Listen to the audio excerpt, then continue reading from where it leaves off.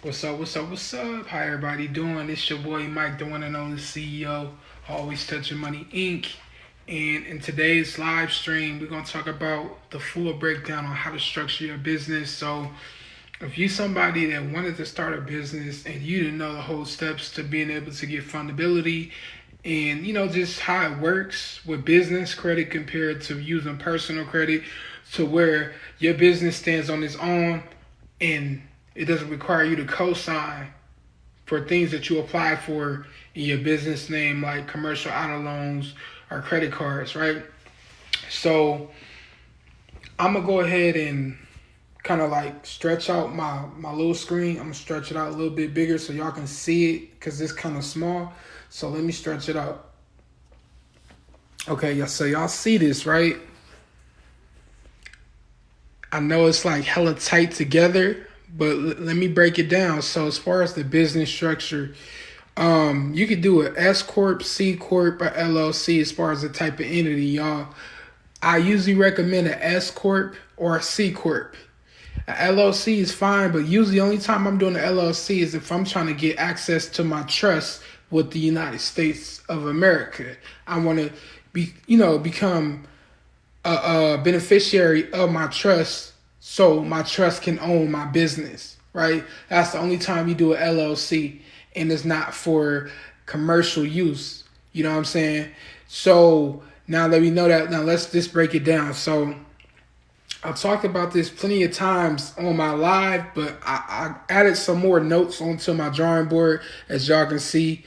So let's get to it. So we know that if you're not going to buy an existing business like a shelf corporation or I think it's called backdated corporation or something like that, you starting from ground zero.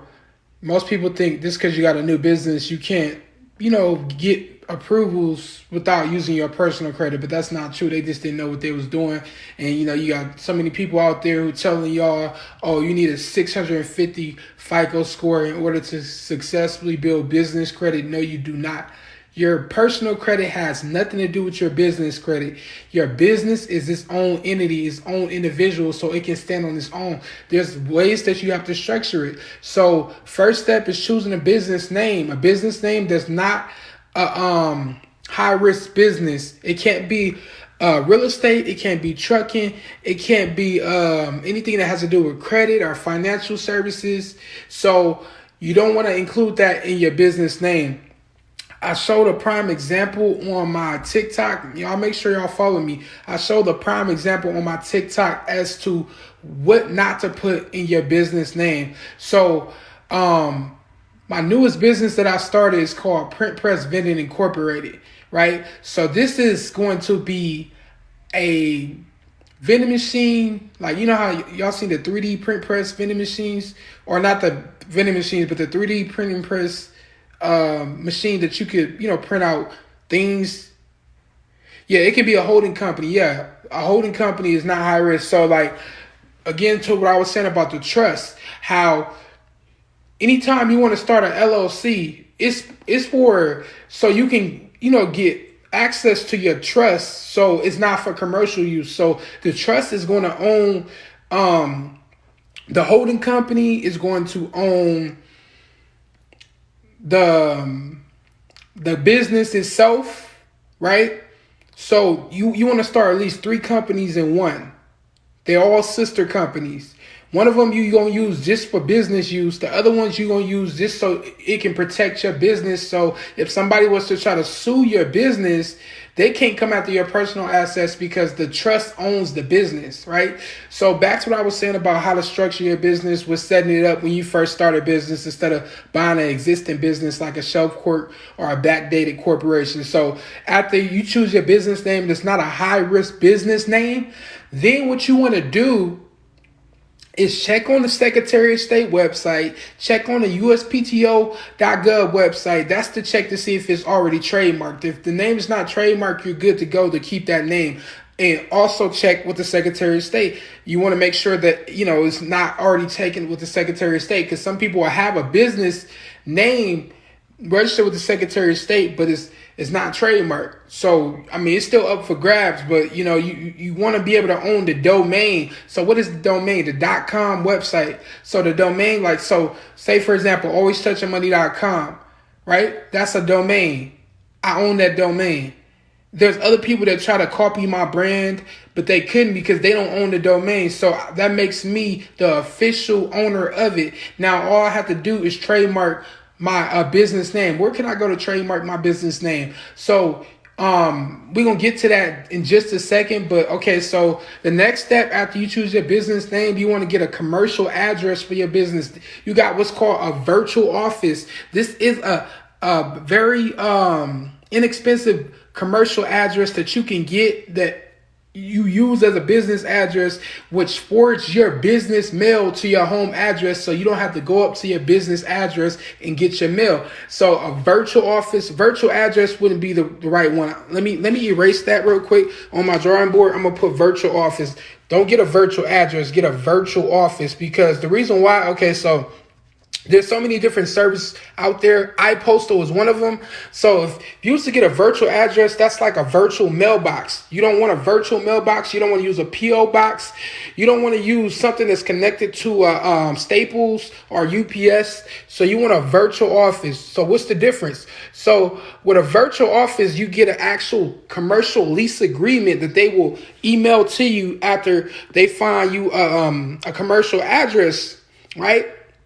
So boom, you want to get a virtual office that gives you a lease agreement. So if you go with iPostal, you want to check and see the address that they gave you. Is it connected to like basically, is it a building?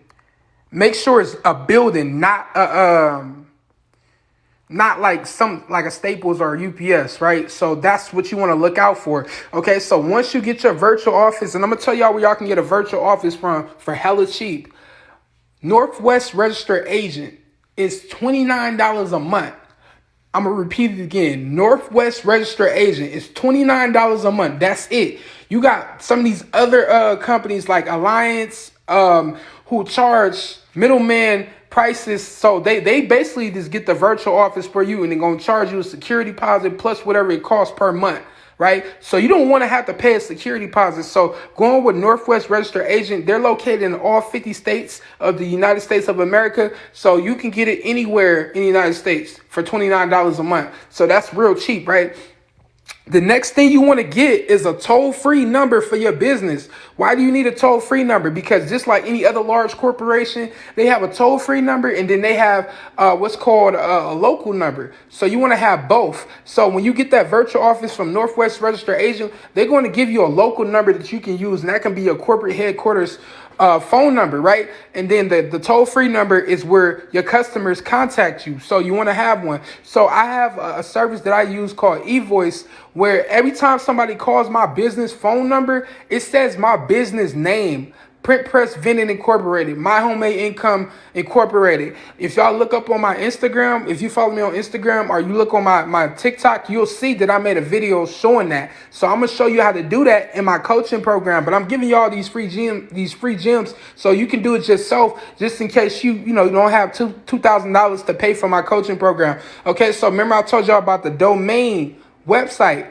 You need the domain.com website. You don't have to get the website created right away, but if you want to just get it out the way so you don't have to worry about it later, what you can do is go on Fiverr and get a website created, a professional high-ranking website that's going to pop up on the first page of Google, right? So when it pops up on the first page of Google, when people look for your business, they'll be able to find it, and you get traffic coming to your business. Because let's be honest, most people don't go to the second page of Google or the third page. They look on the first page, and if they don't find you, they can consider you a less credible source, so they're not going to work with you, right? So yeah, it's important to do that. So once you get your domain name and get your website created, you also want to have what's called an SSL certificate. So this is what merchant companies look for. So when you get a merchant payment processor, they're going to look for that certificate on your website.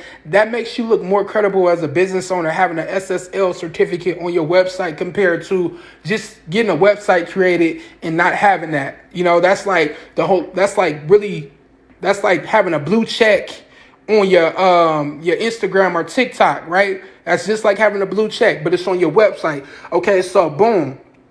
The next step we gonna do, we gonna get a domain, not a domain. We gonna get a professional email, which is similar to your domain because it's gonna have your domain name at the end of it. So I'm gonna give an example: Michael.Lang at printpressbending.com.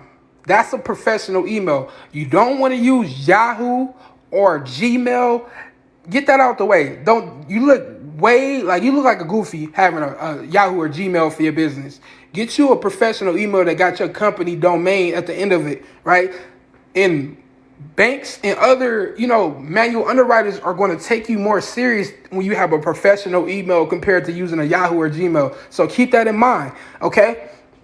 So you chosen a business name. You made sure it's not trademarked or taken on the Secretary of State website. You got your commercial address. You got your toll-free number and your local number, which you'll get the local number from the virtual office service, Northwest Registered Agent. They will assign you one, and it's no additional cost to get the local number. So make sure you get that included within your virtual office, okay? So, you got the domain name with the SSL certificate and the professional email for people to contact you, right? You can have more than one. You can have ones that you assign to your employees for them to be able to log in. So, you want to have at least a minimum of 5 employees that's registered and have positions within your company. So you're going to be the top dog. You're going to be the CEO or the chief financial officer or the president. Those are your positions right there. The rest of them you can assign to somebody like a secretary, the treasury of your business, the director. You can have all those, but you want to make sure that you're either CEO or a chief financial officer or all three. The chief executive the chief executive officer and the chief financial officer, and then the president. Those are the 3 positions you want to have under your business. And then your secretary could be one of your siblings, like your brother or sister or a cousin. And then maybe the treasury could be your mom, and she's real good with saving money. She could keep the books going, like make sure that everything is up to par with as far as the taxes for your business, whether you do it quarterly or annually. You know what I'm saying? So yeah, that's something to keep in mind, y'all. Okay, so after you've done all that, then you want to register your business with the Secretary of State. That's important to have because when you go to open up a business checking account, they're going to look on the Secretary of website. They're going to look on the Secretary of State website to see if your business is in good standing and is registered. If it's not in good standing or not registered on the Secretary of State website, you pretty much don't own a business. You don't have an existing business. Now, they do have what's called the non-incorporated companies, but there's still a way to go about doing that also. But it's just like you still need an EIN. So after you register with the Secretary of State and your business filing is approved with the Secretary of State, then you apply for your EIN number. So you go to irs.gov website. They're open from Monday to Friday from 7 a.m. to 10 p.m. Eastern time. So keep that in mind when applying for your EIN number. It will not be open on Saturday or Sunday. So if you don't apply for your EIN number within that time frame, so if you live on West Coast time, 7 a.m. to 10 p.m. Eastern time, they 3 hours ahead of us. So 4 a.m. is 7 a.m. in New York, which is Eastern, and 4 a.m. is in, California time, which is Pacific, right? So you know the difference now between the different time zones, okay? So boom. After you've, got your business filing approved, if you registered in California, it usually take about 2 weeks to get your business filing approved with the Secretary of State. The next step you want to do is get you a DUNS number. How can you get a DUNS number? You go to dnb.com, get you a DUNS number, apply for your DUNS number. So you're going to need your EIN, your government documents, your EIN document, and your articles of incorporation or your articles of organization if you have an LLC, but it's the articles of incorporation if you have a corporation. So there's one step that I forgot to mention, y'all. If you register an S-Corp or a C-Corp, there's what's called shares of a company, which is the stocks, right? So when you're a privately owned business, which you will start off as a privately owned business, you want to register at least 100,000 shares as far as with your company, with the Secretary of State. And also, you want to have the right industry code, which is like kind of like called a corporate code. That's what they ask for at the banks, the corporate code, which is the industry of your business, right? So you got what's called the NAICS code and then the SIC code. So that's the industry code of your business. You, like I said before, you don't want to choose a high risk industry. That's real estate. That's financial services. That's credit repair, which is pretty much financial services. That's what else is high risk? So real estate, financial service, and trucking. Those are the 3 high risk industries that you do not want to register your industry code under. So even if you are a part of those industries, you want to have something like a management service. You want to look up the NAICS code for management services, right?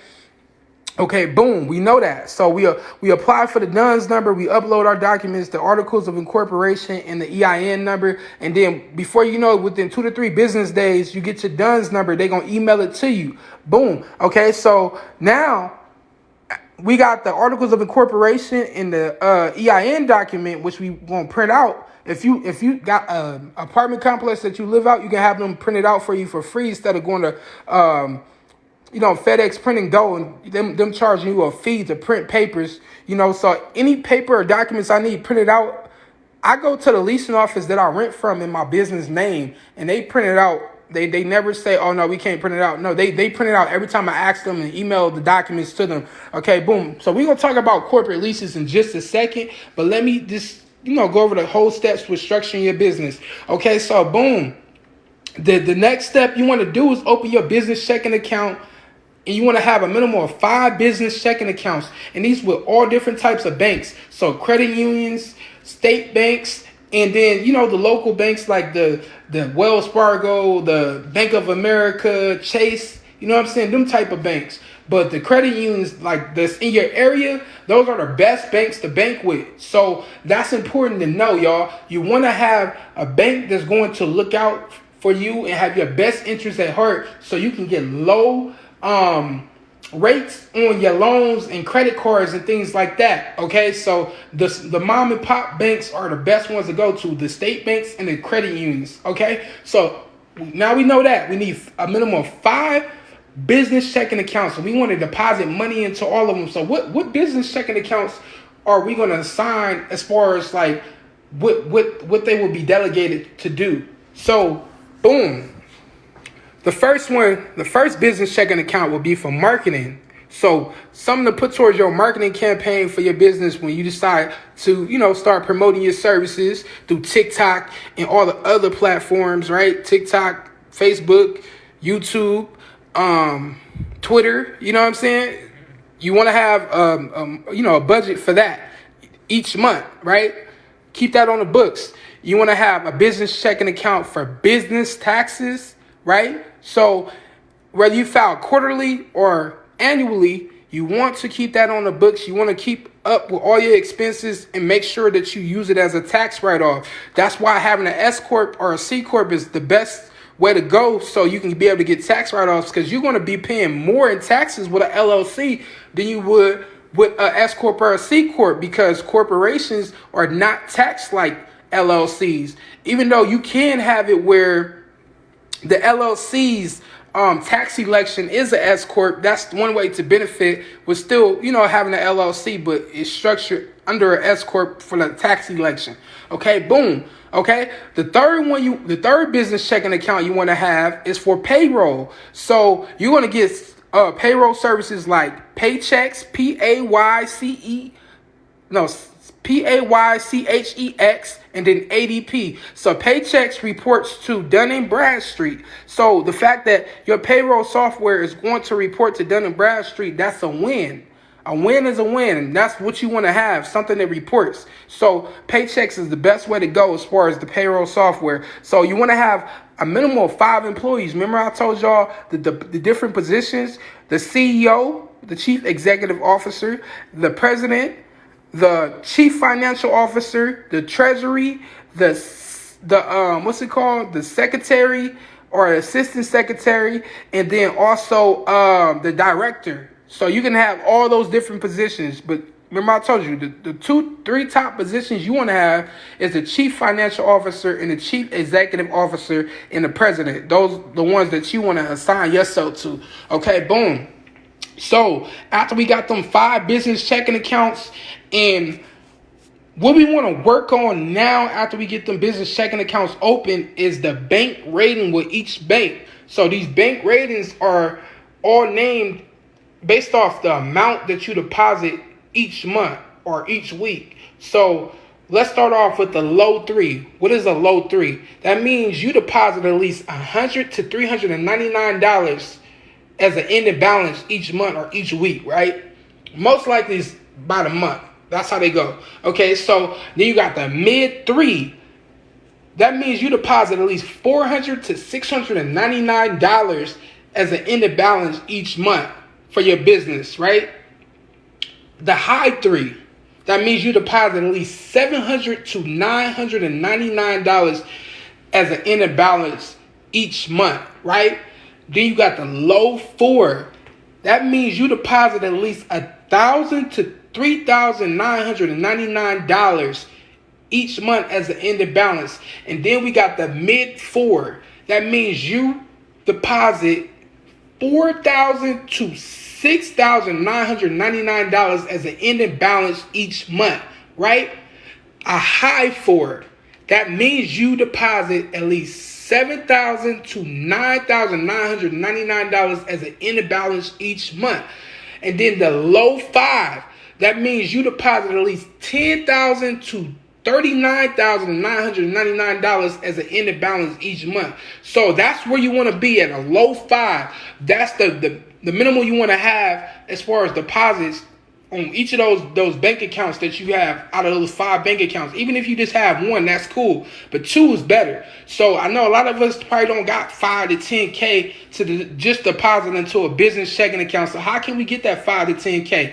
Okay, so let me show y'all a strategy I'm gonna be doing. So like, one way you can be able to get that is getting your business structured like the steps I just mentioned. Getting you an Amazon business trade line.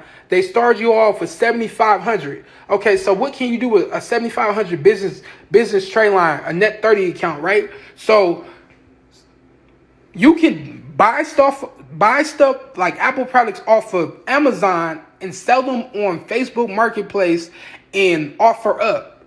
They're going to sell fast. But you just got to be careful on those platforms because there's a lot of scammers out there. So you gotta pay attention. If you're going to meet up with this person, make sure you bring somebody with you or bring protection so nothing goes left. And also meet these people in a public setting. So just in case, you never know. Okay, so boom. So you get approved. I showed y'all the steps on how to get approved for an Amazon business trade line. If you look at my TikTok, I show y'all how to get approved, those exact steps, right? So let's say you sell about 5 Apple products that you bought off Amazon. This could be an unlocked iPhone 13 or unlocked iPhone 14, right? Unlocked means you can use it with any carrier, right?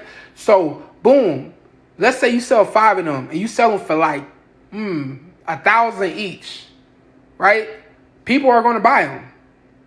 The lowest I would go is 700. You know, but they gonna buy it. It's gonna sell. So an iPhone, an Apple Watch, a MacBook Pro, right? Them the type of things that people like buying. And if they can get it at a discounted price rather than going to Apple and buying it, because they gonna tax, right? So boom, you selling those items. The next step you want to do to bring in some cash flow to get those bank ratings that you need to meet as far as requirements, the next step you want to do is get you a corporate lease, which means you're getting an apartment, something like this. Excuse my messy apartment. It's things scattered everywhere. But you're getting you an apartment on a corporate lease. Guess how many trade lines you need in order to get a corporate lease? But you got to make sure that they pull the Experian IntelliScore. So what is the Experian IntelliScore? That's the credit report agency, but for your business. You know how you got an Experian FICO score for your personal credit? Well, you have an Experian IntelliScore for your business, right? So it ranges from 0 to 100. It's not like how with the regular experience for personal where it ranges from like 0 to 800. No, it ranges from 0 to 100. So 100 being the highest, that's equivalent to an 800 FICO score, right? So you only need one business trade line reporting on your Experian credit report in order to get approved for a corporate lease. What are you going to do with a condo like this? Oh, we going to rent it out to Airbnb, Landing, Verbal, Furnish Finder, all the platforms we can. We're gonna delegate these different things that people are gonna do for us, like mounting the TVs, cleaning up, you know what I'm saying? So we don't have to do it, right? So boom, we got the two different sources of income coming in, selling products on Facebook Marketplace and offer up, and then also renting out the unit. So you can have multiple units, by the way. You don't just have to stick to one. Luckily with corporate leasing, you don't like how, with personal leasing, you can only have one apartment until your lease is up. But with a business, you can have multiple apartments or condos or lofts, you know what I'm saying, and rent under your business name. It doesn't require proof of income. It doesn't require existing rental history. So that's a win. If I would have knew about this sooner, I would have had multiple apartments. I would have been making money on Airbnb. You know what I'm saying? But you live and you learn. So mismanagement of funds, you're not going to be able to do what I'm explaining how to do. And trust me, I done mismanaged funds plenty of times. Okay, so boom, those are two sources of income. Okay, so if you decide you want to write a book, you can write a book. You know what I'm saying? I wrote a book that I have on Amazon right now, showing you how to structure a business. You know what I'm saying? And I earn royalties from that. Okay, so let's talk about the different credit reporting agencies for business, right? So you got Dun & Bradstreet. I told y'all got to apply for a Dunn's number in order to get a Paydex score, which also ranges from 0 to 100, just like the Experian IntelliScore. And then you also want to look out for the Equifax for business, because you have some companies that report to Equifax, right? And then you got what's called the SBS FICO score, which ranges from 0 to 300. So if you open up a business checking account with Bank of America, it's going to show what's called the SBFE score, the Small Business Financial Exchange score, and also the Dun & Bradstreet. So you want to get a business checking account with Bank of America, because the scores are going to show. I made a video about how to go about checking it. You got to do it on a laptop or a desktop in order to be able to see your scores with Bank of America through the internet browser, right? So boom. Now we know all of what we have to do. So it's something that I also forgot to mention, to be able to do, no PG financing. So you want to file what's called a UCC1 and a UCC3. So what is that? It's like, okay, say for example, your mom lets you borrow $15K just to hold, right? It's like they're giving you a loan. You filing the UCC1 form, and then you giving that money right back to them. So it's like, it's not a traditional loan. You give money from your peers or your relatives or family members, right? And then you giving it right back. You're not spending it. You can let it sit in your bank account, but you still want to file the UCC1. After you pay them back, then you file the UCC3. So boom. Now we got no PG financing, because we don't got to use our social security number to apply for things like auto loans. All we got to do, they're going to check your business credit profile. They're going to check with LexisNexis. They're going to check with Dun & Bradstreet. They're going to check with Equifax probably. But the two credit bureaus or credit reporting agencies that they usually check is Dun & Bradstreet and Experian. So with these two credit reporting agencies, you're going to have at least, after you do the UCC, you want to have at least 8 to 12 business trade lines reporting on each one that has a minimum of 5K reporting, right? So 8 to 12 business trade lines, and then 3 to 6 payment experiences. So when you go to these net 30 accounts like Quill, Granger, Uline, for 3 months, which is 90 days, you want to have payment experiences. So you want to buy something every month, and you want to pay it on the 10th day. So You're using the invoice option. You're not using your own money. You don't pay for it until later. So you got up to 30 days to pay the invoice, but you're gonna pay on the 10th day so it can report that you pay. Your business pays bills on time or pays it early. So that's how you get 100 IntelliScore and 100 DNB Paydex score. That's what you want, right? So you got these net 30 vendors. So Quill, Granger, and Uline. That's 3 trade lines, right? So we know Uline reports to Experian. So that's the first trade line you're going to get that's going to report to Experian. Now, the thing about it, you want to create a business profile with Experian just like you made a business profile with Dun & Bradstreet.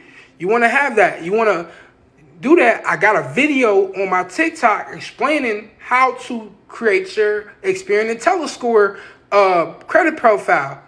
And I showed y'all the email I got after they, gave me what's called a BIN number. It's not the EIN. It's just the number they assign to your Experian credit report. So if you don't have a BIN, that means you don't got a business credit report or credit profile with Experian IntelliScore. So that's something to keep in mind. So Quill, Granger, Uline, Nav. Nav is kind of like the Credit Karma of business credit. So they got 2 different memberships, the Nav Boost, which is the business service, and the Nav Loan Builder, which is the financial service that's going to report as a business trade line. Even though it's not a net 30 account, it still reports as a business trade line on your credit report. So boom, we got Quill, Granger, Uline, Nav. You get both memberships, the Loan Builder and the Nav Boost. You want to use 2 different professional emails. You can't use the same email to create 2 Nav accounts. So boom, you get that. So that's all together 1, 2, 3, 4, 5. So remember, in order to get no PG financing, you need at least 8 to 12 trade lines. So that's 5. And you need 3 to 6 payment experience. So boom, we gonna do it for the next 90 days, making payments on time with the invoice option. So the invoice option means when you get to checkout and use the invoice, you don't have to pull your credit card out. You don't pull that out until later, 10 days later. So imagine, can you go to Walmart right now and say you want to buy something, and then they tell you, oh, you got up to 30 days to pay whatever you buy. No, they're not going to let you do that. They're not going to let you walk in their store and buy items that you need for your house. You know what I'm saying? Like cleaning supplies or food. They're not going to let you buy that and then pay it later. They're going to want their money up front. But these accounts, they don't want the money up front. They want it later. They just want to make sure that you're going to pay it. Your business is going to pay it on time. I keep saying you, but I mean the business, right? So, boom. Once you got these different Net 30 accounts, Quill, Granger, Uline, Nav Boost, and Nav Loan Builder, and then Sumo Office Supplies, and then eCredible. So, if any of these trade lines don't report to a certain credit bureau or data reporting agency like Uline. So I'm getting a little bit tongue-tied, y'all, trying to talk too fast. But let me slow down. So if one of these trade lines don't, so say for example, Quill doesn't report to Experian, but it reports to Dun & Bradstreet. You can self-report Quill using eCredible, or you can buy the Experian IntelliScore business membership for $134 and self-report it yourself on Experian. So Granger reports to Dun & Bradstreet and Experian for business, right? Uline just reports to Experian. So you can self-report it to Dun & Bradstreet with the eCredible, because eCredible reports to Experian for business, Equifax, Dun & Bradstreet, and also I think Coterra and Credit Safe. So boom, we know that. So okay, so we got in total 1, 2, 3, 4, 5, 6, 7, and then last but not least, the Amazon Net 30 account. So you can also self-report the Amazon Net 30 account. So what do they give you? A $7,500 business credit limit for the Net 30 account starting off. And then you can also ask for a credit limit increase. So boom, we know that. So that's 1, 2, 3, 4, 5, 6, 7, and then 8. That's 8 business trade lines in total. Remember, you need a minimum of 8 to 12 business trade lines to get no PG commercial auto financing. And you need 3 to 6 payment experience. So let's say within 90 to 120 days, you're making payments with your vendors using the invoice option, you paying it on time. Before you know it, you move to the next tier of credit to be able to get what's called charge cards. Charge cards are Home Depot commercial, JCPenney commercial, and A to B fuel.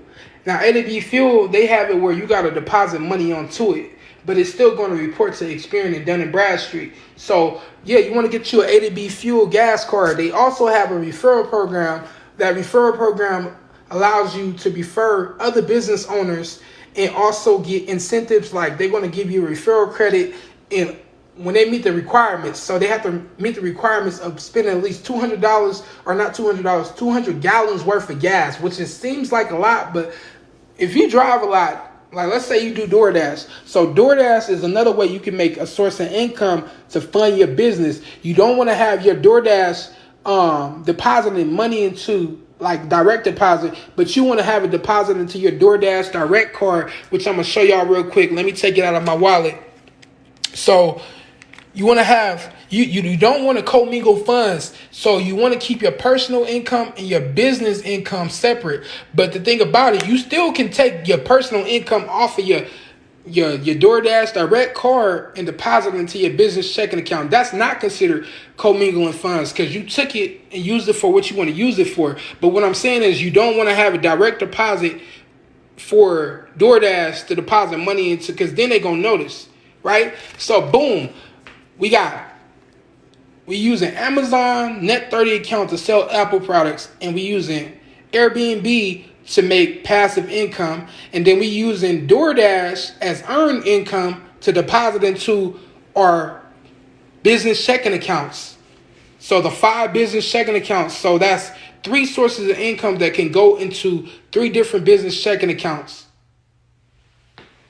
So another thing that I'm going to talk about is listing your business with a 411 directory in Google. So when you list your business with a 411 directory in Google, now you're verified. That's just like having a blue check, but it's for your business.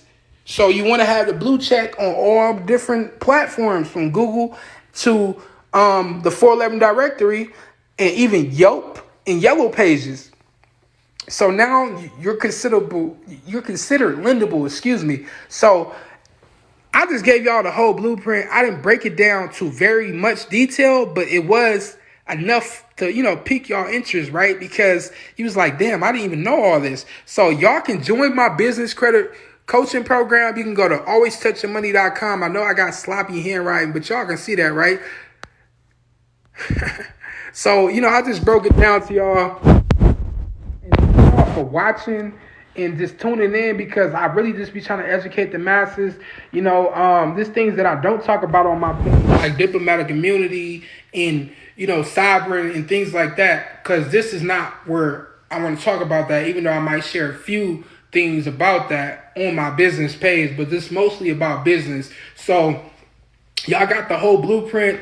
I might just download the video of this live and upload it to YouTube, so the people that missed the beginning of the live, you can watch the replay. But thank y'all for tuning in, and yeah, you're welcome. I'm glad I can help you.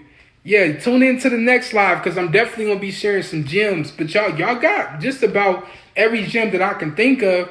But if you need assistance, if this is too much for you, and you need assistance, thank you. I really appreciate it. If you need assistance, pay for my coaching program. Now you see why I'm charging $2,000 for my coaching program, because I didn't even explain all the other business credit cards and trade lines, like the Sam's Club MasterCard and the Sam's Club in-store purchasing card. That one, they give you a minimum of $8,000 and up. And depending on how your business is structured and how many employees you have, you can get a higher credit limit. So boom, we know all this. We got the whole little, blueprint, cheat sheet. Now let's press play on some of this information. Put it to use. Don't just, listen to me talking about it. Put it to use. See, me, when it comes to, information, I'm not hoarding it in my brain. I'm not like this, keeping that in my memory bank. I'm exchanging that information. I'm applying it to my life and to my business. So that's what you have to do. A lot of y'all want to start business, but you just don't have the guts to really just, put your best foot forward and just go full throttle. Like y'all be scared. Y'all be scared of failing, or y'all be scared that somebody not gonna support you. So don't think of it that way, because you can support yourself. Once they see that you winning and you done became a business owner / CEO, they gonna follow suit and probably support you later on down the line. But that don't mean nothing, because you still gonna get what you need to get with or without their support, right? So let's end it here. Thank you guys. Go to alwaystouchingmoney.com. I'm gonna also put it where you can submit your lead information. So if you want to click above or below this live to submit your lead information, I can contact you and we can talk a little bit more, have a little small consultation, and then press play on joining my coaching program.